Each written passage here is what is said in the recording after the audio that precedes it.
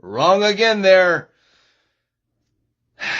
Mike Haley, film producer, screenwriter, and I think you're wrong. I think your numbers are wrong, and I'm going to break down what I think the true numbers of Creed 3 are. So we start with a budget of $75 million. It might have been a little more than that, but let's just say $75 million. That's the publicly reported number. And first of all, we're going to deduct $18.75 million of that, which is 25% of the gross budget. And you get that back in tax credits. So that brings us down to $56.25 million, which is the net budget of the movie, right? Now, you have to add on to that P&A spend. Now, you add on $200 million, but that P&A is covered by Amazon. Amazon is not the studio that is producing this movie and needs to recover the net budget, okay? Amazon is a distributor in this instance, I believe. And so that $200 million may be their reported spend, but they are spending $200 million not to earn back all of that money just on Creed 3, but to earn it back through all of their many revenue streams. And so, it's not just the, the gross budget numbers, the box office numbers or the DVD numbers or whatever. It's not just that amount of money that they're looking to recoup $200 million from. It's from all of their entire ecosystem of people that order computers and groceries and whatever, cars off of Amazon.com. But also, a huge chunk of that Amazon promotion is going to come from in-kind spend within Amazon or from Amazon to a sister company.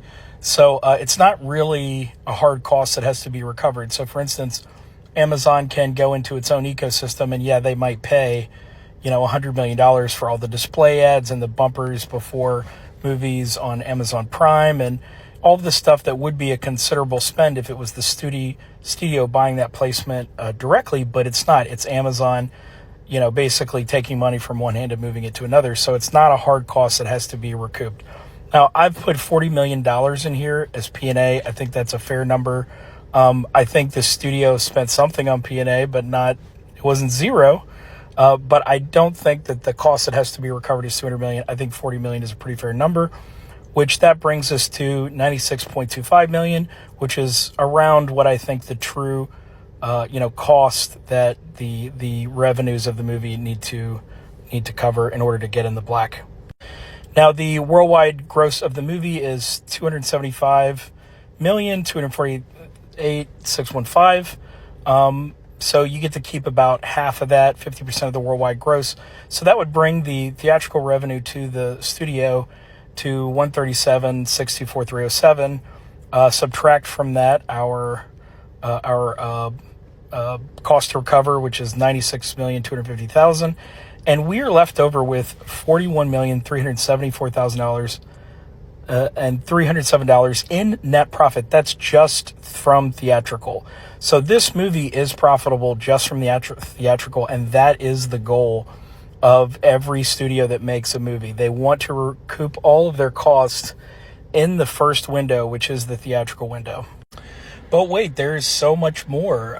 There's so much other stuff, and none of those numbers are public. But PVOD is incredibly profitable. PVOD is pay video on demand. So that's like when you pull up Amazon or iTunes and it's like, hey, still in theaters, you can watch Creed 3 for only $25. Lots of people do that. There's a high perception of value that movie is new and worth watching and a big budget theatrical movie. A lot of people pull the trigger and pay $25 to see that. So $87 million is based on a calculation of, I'm assuming, basically 1/100th of 1% of the U.S. population, which is 350 million people. I assume that very small number of people, it ends up being 3.5 million people, are going to pull the trigger at $25 each on a big movie like this. They also get money from the initial streaming premiere, the initial pay cable premiere. I put that at $5 million each. DVD Blu-ray sales, we'll call that $10 million. So you're looking at, just before you even get to the other downline revenue streams, you're at like what, 150 million, and that's before merchandise, and merchandise is huge. I mean, I saw Creed merchandise everywhere, t-shirts, toys, lunch boxes. I mean, it's something that kids like. So they are selling all kinds of stuff and doing deals with whatever, McDonald's or Burger King or whoever. So they're earning money really all over the place, and none of those numbers are public.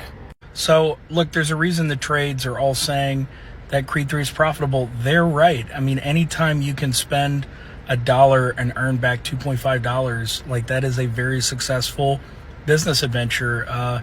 And, you know, not every movie is going to be the financial unicorn that the first Rocky was. The first Rocky was made for a little over $1 million, went on and has just made tons and tons of movies. But that's a unicorn movie. That's not a normal movie by any stretch of the imagination. That is one of the most, you know, the biggest success stories in the history of film.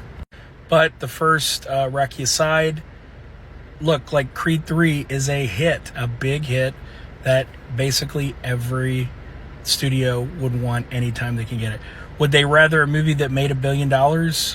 Yes, they would, but they can't all earn $1 billion, and they will take a great, you know, solid triple movie like this any day of the week.